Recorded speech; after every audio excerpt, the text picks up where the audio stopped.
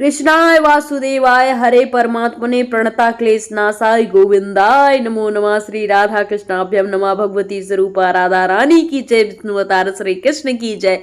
श्रीमद् भगवत महापुराण की जय। सूत जी कहते हैं, अद्भुत कर्मा भगवान श्री कृष्ण की कृपा से राजा परीक्षित अपनी माता के कोख में अश्वत्थामा के ब्रह्मास्त्र जल कर भी ना मरे। जिस समय ब्राह्मण की साप से उन्हें डसने के लिए तक्षक आया, उस समय वे प्राण नाश के महान भय से भी भयभीत नहीं हुए, क्योंकि उन्होंने अपना चित्त श्री भगवान कृष्ण में, उनके चरणों में समर्पित कर दिया था। उन्होंने सबकी आसक्ति छोड़कर गंगा तट पर जाके सुखदेव जी से उपदेश ग्रहण किया और इस प्रकार भगवान के स्वरूप को जान के अपने शरीर का त्याग कर दिया। जो लोग भगवान श्री कृष्ण की लीला कथा कहते हैं, उस कथामृत का पान करते हैं और इन दोनों ही साधनों के द्वारा उनके चरण कमलों का स्मरण करते हैं, उन्हें अंतकाल में भी मोह नहीं होता। जब तक पृथ्वी पर अभिमन्यु नंदन महाराज परीक्षित सम्राट रहे, तब तक चारों ओर व्याप्त हो जाने पर कलयुग का कोई प्रभाव नहीं था। वैसे तो जिस दिन जिस क्षण श्री कृष्ण ने पृथ्वी का परित्याग किया था, उसी समय पृथ्वी में अधर्म का मूल कारण कलयुग आ चुका था। भ्रमर के समान सारग्राही सम्राट परीक्षित कलयुग से कोई द्वेष नहीं रखते थे, क्योंकि इसमें ये एक बहुत बड़ा गुण है कि पूर्ण कर्म के संकल्प मात्र अगर आप कोई पूर्ण कर्म अपने मन में ठान लेते हैं, उसका संकल्प कर लेते हैं, तो वो फलीभूत हो जाता है। कलयुग में इतनी शक्ति, इतना पावर है। परंतु पाप कर्म का फल शरीर से करने पे ही मिलता है, संकल्प मात्र से नहीं। ये भेड़िए के समान बालकों के प्रति सूरवीर और धीर पुरुष के लिए बड़ा भीरू है। ये प्रमादी मनुष्यों को अपने वश में करने के लिए ही सदा सावधान रहता है। सौनकादि ऋषियों, आप लोगों को मैंने भगवान की कथा से युक्त राजा परीक्षित का पवित्र चरित्र सुनाया।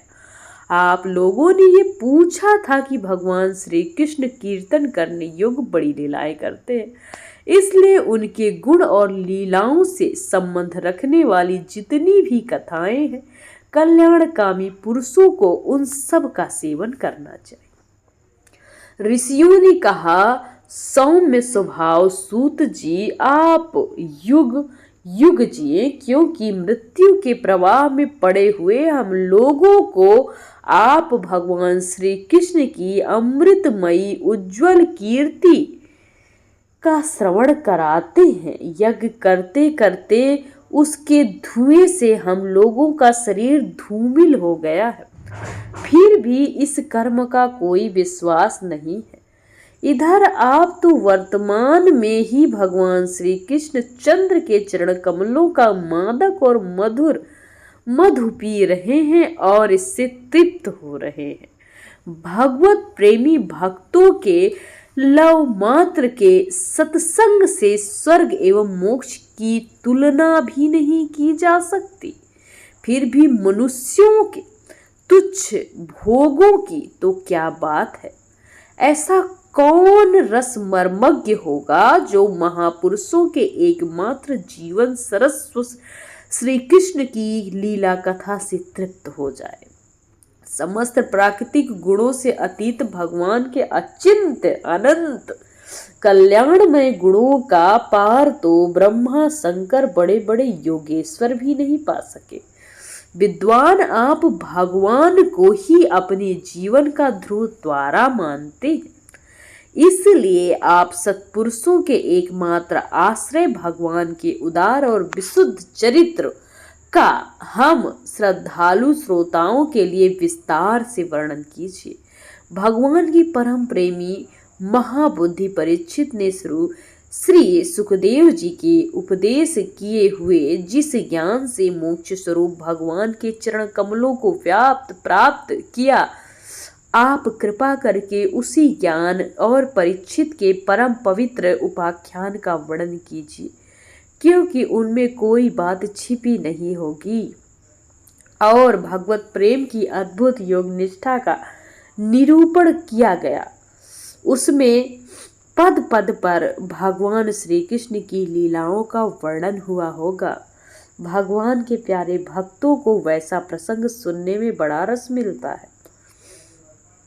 सूत जी कहते हैं, अहो विलोम जाति में उत्पन्न होने पे भी महात्माओं की सेवा करने के कारण आज हमारा जन्म सफल हो गया, क्योंकि महापुरुषों के साथ बातचीत करने मात्र से ही नीच कुल में उत्पन्न होने की मनोव्यवस्था या फिर मनोव्यथा शीघ्र ही मिट जाती है। फिर उन लोगों की बात ही क्या जो सत्पुरुषों के एकमात्र आश्रय भगवान का नाम लेते हैं। भगवान की शक्ति अनंत है, वे स्वयं अनंत है। वास्तव में उनके गुणों की अनंतता के कारण ही उन्हें अनंत कहा गया है। भगवान के गुणों की समता भी जब कोई नहीं कर सकता, तब उससे बढ़ के कोई और क्या हो सकता है। उनके गुणों की विशेषता समझने के लिए इतना कह देना पर्याप्त है कि लक्ष्मी जी अपने को प्राप्त करने की इच्छा से प्रार्थना करने वाले ब्रह्मादि देवताओं को छोड़कर भगवान के न चाहने पर भी उनके चरण कमलों के रज का सेवन करते। ब्रह्मा जी ने भगवान के चरणों का प्रक्षालन करने के लिए जो जल समर्पित किया था, वही उनके चरणकों से निकलकर गंगा जी के रूप में प्रवाहित हुआ। ये जल महादेव जी सहित सारे जगत को पवित्र करता है। ऐसी अवस्था में त्रिभुवन में श्री कृष्ण के अतिरिक्त भगवान शब्द का दूसरा अर्थ क्या हो सकता है, जिसके प्रेम से प्राप्त करते ही धीर पुरुष बिना किसी हिचक के देह के आदि की दृढ़ आसक्ति को छोड़ देता है और अंतिम में परमहंस आश्रम को स्वीकार करता है, जिसमें किसी को कष्ट न पहुंचाना और सब ओर उपशांत हो जाना ही स्वधर्म है। सूर्य के समान प्रकाशमान महात्माओं, आप लोगों ने मुझसे जो कुछ पूछा वो मैं अपनी समझ के अनुसार सुनाता हूँ। जैसे पक्षी अपनी शक्ति के अनुसार आकाश में उड़ते हैं, वैसे विद्वान लोग अपनी अपनी बुद्धि के अनुसार श्री कृष्ण की लीलाओं का वर्णन करते हैं। एक दिन राजा परीक्षित धनुष लेकर वन में शिकार खेलने गए। हरणों के पीछे दौड़ते दौड़ते वे थक गए। उन्हें बड़ी जोर की भूख प्यास लगी। जब कहीं उन्हें कोई जलाशय न मिला, तब वे पास के ही एक ऋषि आश्रम में घुसे। उन्होंने देखा कि वहां आंखें बंद करके शांत भाव से एक मुनि आसन पे बैठे हैं। इंद्र प्राण मन बुद्धि के निरुद्ध जाने से वे संसार के ऊपर उठ गए थे। जागृत स्वप्न सुषुप्त तीनों अवस्थाओं से रहित निर्विकार ब्रह्मस्वरूप तुरीय पद में स्थित थे। उनका शरीर बिखरी हुई जटाओं और श्री कृष्ण को ध्यान लगाए हुए कृष्ण मृग चर्म से ढका हुआ। राजा परीक्षित ने ऐसी अवस्था में उनसे जल मांगा, क्योंकि प्यास से उनका गला सूखा जा रहा था।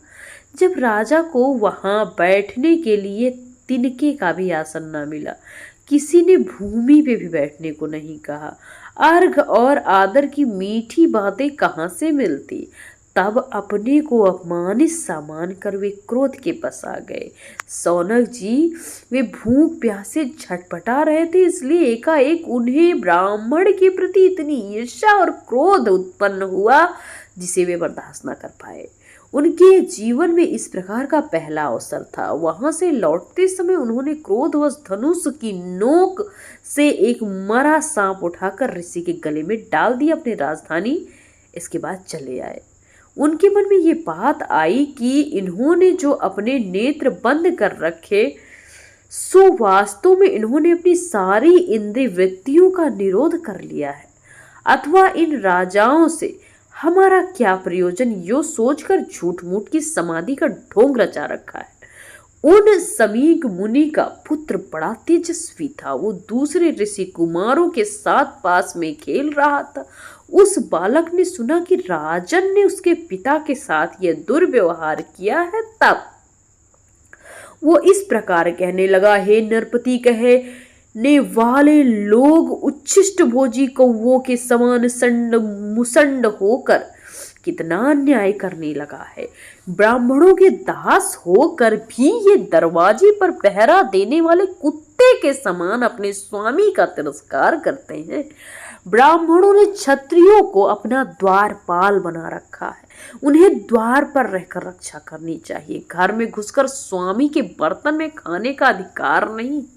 अतएव उन मार्गगामियों के शासक भगवान श्री कृष्ण के परम धाम पधार जाने पर इन मर्यादा तोड़ने वालों को आज मैं दंड दूंगा।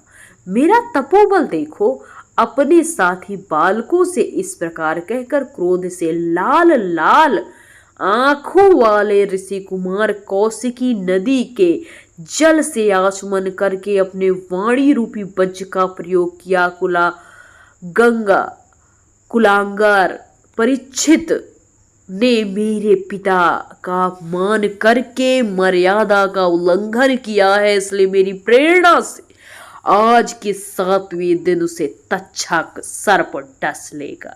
इसके बाद वो बालक अपने आश्रम आया और अपने पिता के गले में सांप देखकर उसे बड़ा दुख हुआ तथा वो डाढ़ मार कर रोने लगा।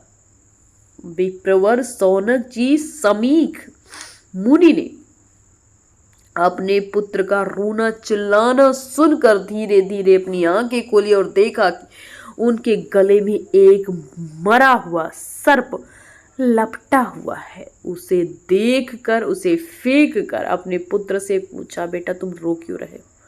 किसने तुम्हारा अपकार किया है? उनके इस प्रकार पूछने पर बालक ने सारा हाल कह दिया।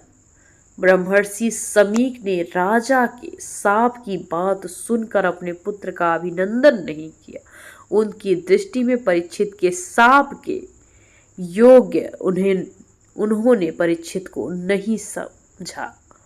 खेद है कि इतनी थोड़ी सी गलती के लिए तूने इतना बड़ा दंड दे दिया। तेरी बुद्धि अभी कच्ची है। तुझे भगवत स्वरूप राजा को साधारण मनुष्य के समान नहीं समझना चाहिए, क्योंकि राजा के दुस्साह तेज से सुरक्षित और निर्भय रहकर प्रजा अपना कल्याण संपादन करती है। जिस समय राजा का रूप धारण करके भगवान पृथ्वी पर नहीं दिखाई देंगे, उस समय चोर बढ़ जाएंगे। आरक्षित भेड़ियों के समान क्षण भर में सबका नाश हो जाएगा।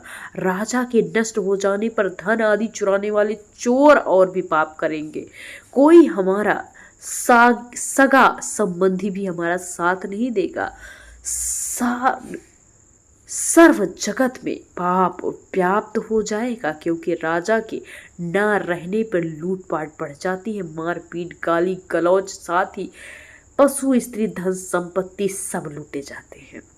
उस समय मनुष्यों का वर्णाश्रम चार युक्त वैदिक आर्य धर्म लुप्त हो जाता है। लोभ, अर्थ, काम, वासना के विवश होकर लोग कुत्ते और बंदरों की तरह वर्ण संकर हो जाते हैं। सम्राट परीक्षित तो बड़े यशस्वी धर्म धुरंधर हैं। उन्होंने बहुत से अश्वमेध यज्ञ किए हैं। वे भगवान के परम प्यारे भक्त हैं। वे ही राजश्री भगवान परीक्षित भूख प्यास से व्याकुल होकर हमारे आश्रम आए थे। वे साप योग कदापि नहीं है। इस नासमझ बालक ने हमारे निष्पाक सेवक राजा का अपराध किया है। सर्वात्मा भगवान की कृपा करके भगवान उन्हें क्षमा करे। भगवान के भक्तों में भी बदला लेने की शक्ति होती है, परंतु वो दूसरों के द्वारा किए गए अपमान, धोखेबाजी, गाली गलौज, आक्षेप और मारपीट का कोई बदला नहीं लेते। महामुनि समीर को पुत्र के अपराध पर बड़ा पश्चाताप हुआ। राजा परीक्षित ने जो उनका अपमान किया था उस पर तो उन्होंने ध्यान ही नहीं दिया। महात्माओं का स्वभाव ही ऐसा होता है। जगत में जब दूसरे लोग उन्हें दुख सुख द्वंद्वों में डाल देते हैं तब भी वे बड़े हर्षित और व्यथित नहीं होते, क्योंकि आत्मा का स्वरूप तो गुणों से सर्वथा परे है। बोलो वृंदावन बिहारी लाल की जय।